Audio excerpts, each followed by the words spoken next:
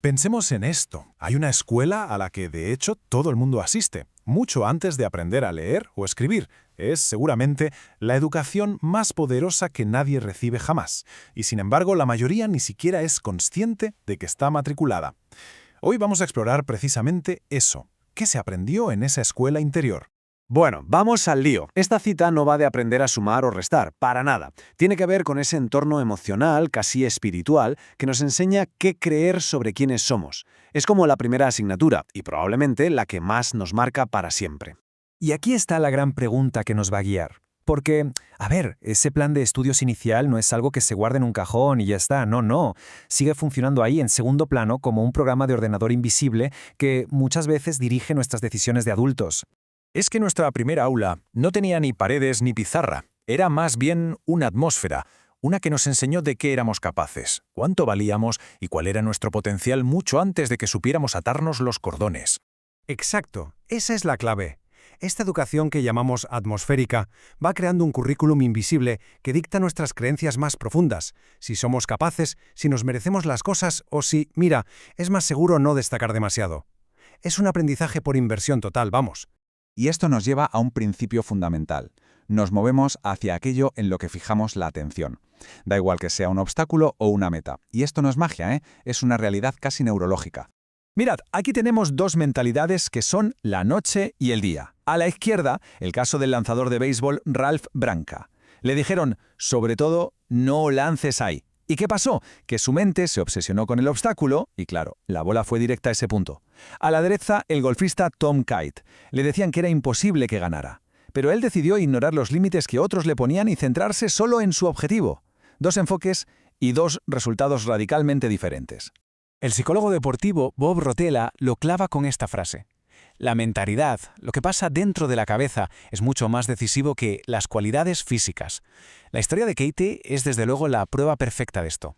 Y esto, claro, nos lleva directamente al principio de David y Goliat. Saúl y todo su ejército veían un gigante imposible de vencer. Su foco estaba totalmente puesto en la amenaza.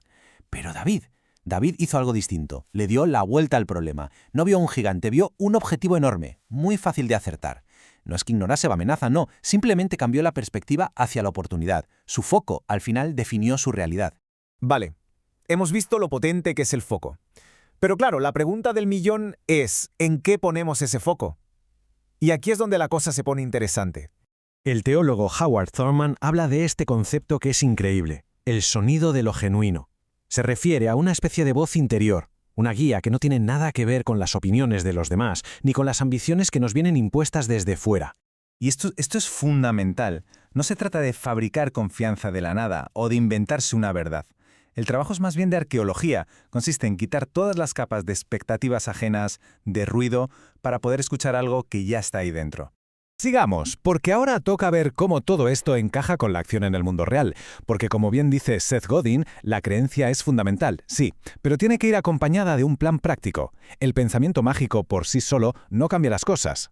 A ver, una estrategia no es sentarse a desear que las cosas cambien por arte de magia. Es entender que los sistemas, sean los que sean, tienen su propia inercia y se resisten al cambio. Una estrategia consiste en encontrar con paciencia y enfoque esos puntos de apoyo, esas palancas, para poder moverlos. Y la historia de David una vez más lo ilustra a la perfección. Su fe, su creencia le dio el valor para plantarse delante de Goliat. Ese era su porqué. Pero lo que le dio la victoria fue su habilidad con la honda, una herramienta que dominaba. Ese fue su cómo. Creencia y estrategia, las dos caras de la misma moneda.